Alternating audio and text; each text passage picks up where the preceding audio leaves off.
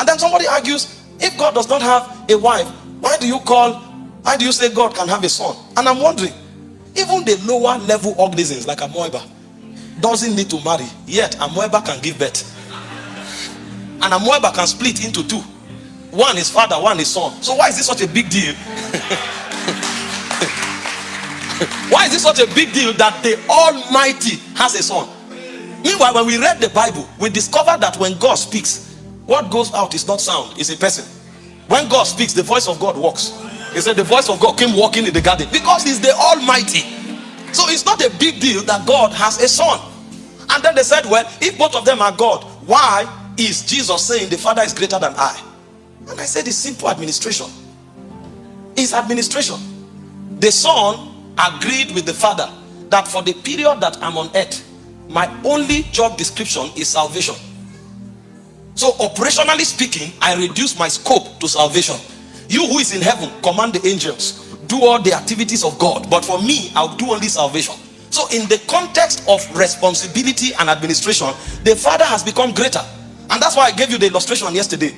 If two generals want to conquer a territory and both of them agree, you go in as a spy while I command the army.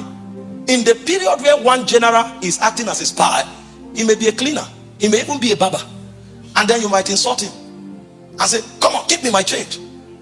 And you can fight with him, and the general will act as if he's a civilian. You can even punch him a couple of times and feel you have won, and he will let you be because he's a spy. Now when he's done with the assignment and the city is conquered, if you come back to fight him, you will meet an army. For the period that he was a spy, the one who is the general is greater than him, because that one is controlling the army. This time around, he's just a barber.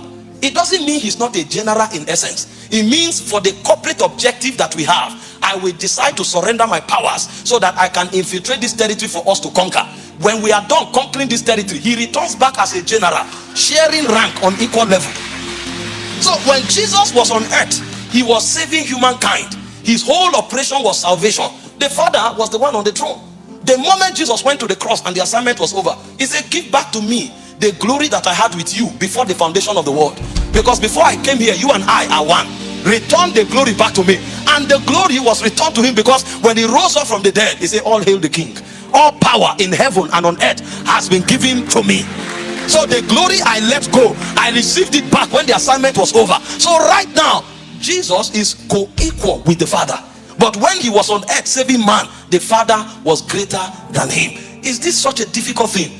It is difficult to them because they don't have the Holy Ghost.